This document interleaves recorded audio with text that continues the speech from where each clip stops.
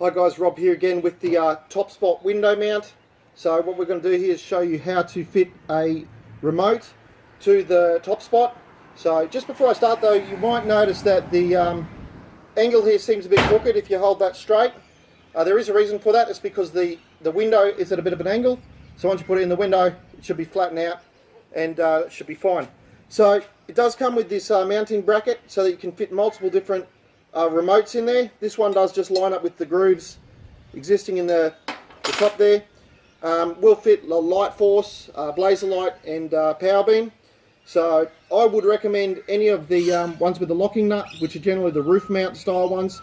That way if you're shooting on your own, you can lock it off and the light doesn't drop down. So we've got one of those to fit today, and this is it here. So this is one with the quick release, so that when you're driving you can put the handle up and lock it away, and then it doesn't hit anyone in the face or anything like that. However, because of the nature of the TopspoT window mount, you don't need this, because it's just by nature it's a quick release anyway, because you can obviously take it in and out the window. The fantastic beauty of it is obviously you can use it in both windows. If you had 4 people, you had a passenger, driver, 2 people in the back shooting, and it's got that fantastic flexibility.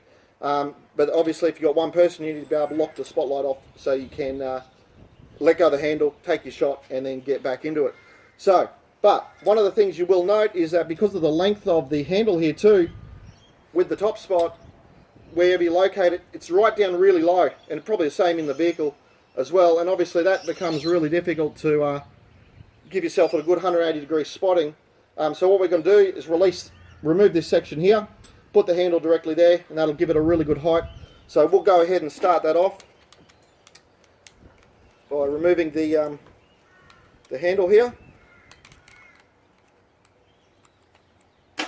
Now the remote did come with some extra bolts, and we'll just show you in a second once I get this off. So we'll need this again later.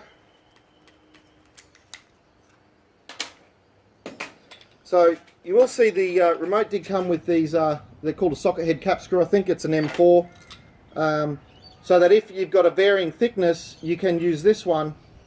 But even with the thickness of this, which is about 4 or 5 millimeters, the shoulder on this is just ridiculously too long, and it was going to bottom out in this bracket here.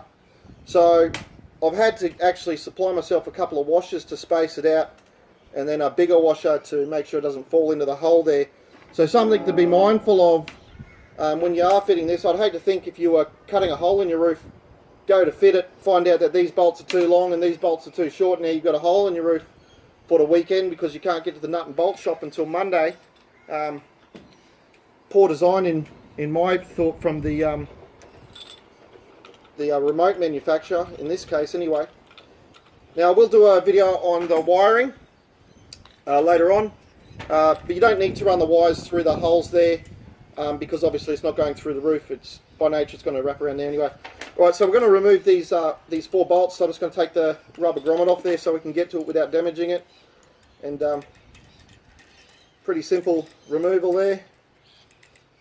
And this remote won't fit through this hole here, so we're going to mount it from underneath as opposed to putting the bracket either side. And as I said before, so it did require I supply a couple of washers to do that.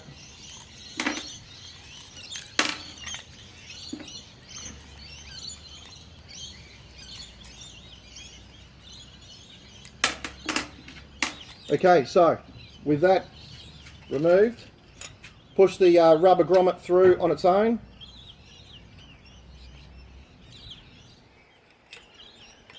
And then you'll see it fits up through there, nice snug fit. And then just line up one of the holes, and I'll just quickly get a bolt ready. I've had to use 3 washers to space it out enough so that it won't bottom out in that bracket as I was mentioning earlier. So just line up that first hole and then begin to screw it into there.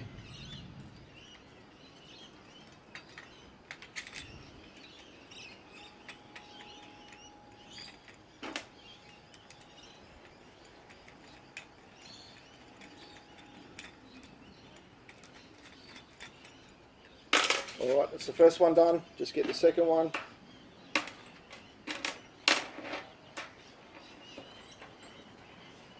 Put my 3 washers on there. I'll just show you. I don't know, it's probably a bit far away. It's got the 3 washers on there. I think I got 2 M4s and a M5 there.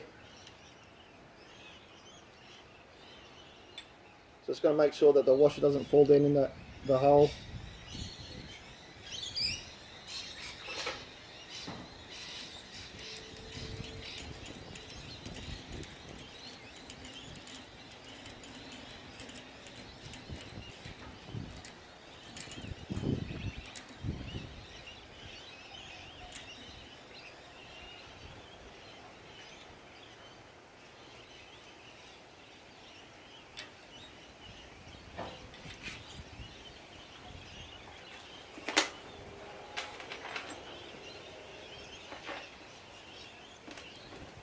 Next bolt.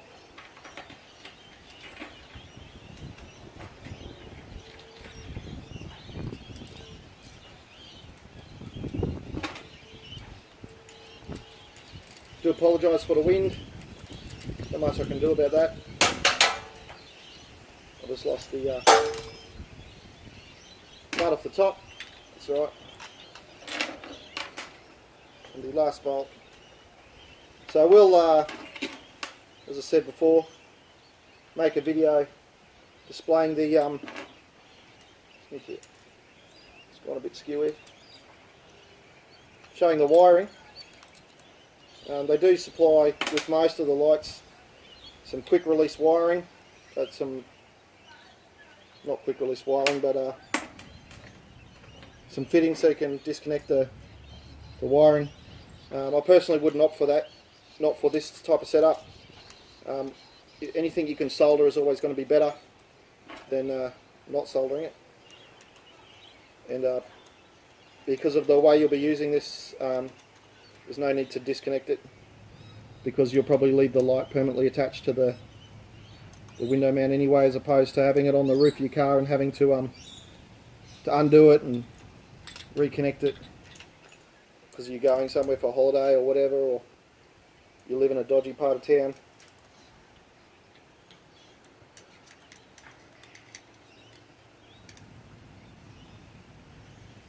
Alright, that's pretty much done there. Just going to nip them all up, make sure they're good.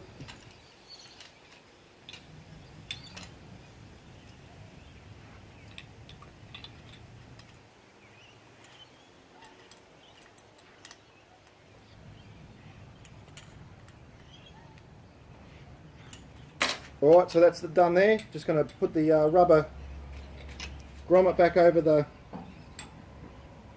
fitting there. Probably a bit difficult now, the nuts there, but not too difficult.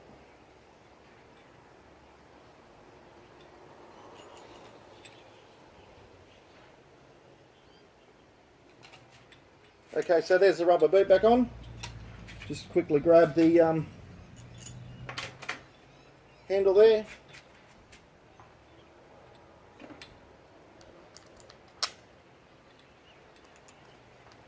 They normally do recommend when you put the handle on, just have to get this off screen for a second, just to start it.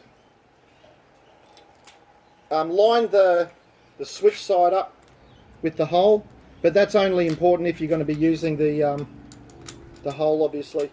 But I'm actually going to make a video after I get back from this trip on how to make this handle a lot more comfortable, because if you ask me, they're actually atrocious.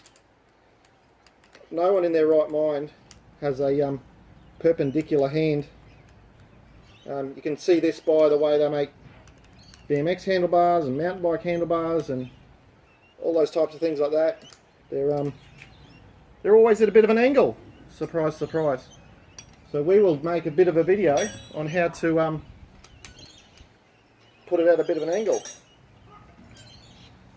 So it's got a 13mm up the top here.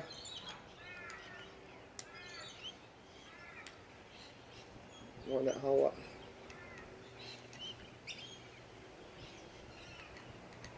Hopefully that's not too far off screen. As I said, not too worried about that hole not lining up, but you can always fix that later. And that's it. That's the window mount ready to go. So this particular one, I can tighten or loosen the mechanism with a simple dial there. But that's it, guys. Enjoy your TopspoT and get out there and shoot some gear. Alright guys, until next time, catch you later.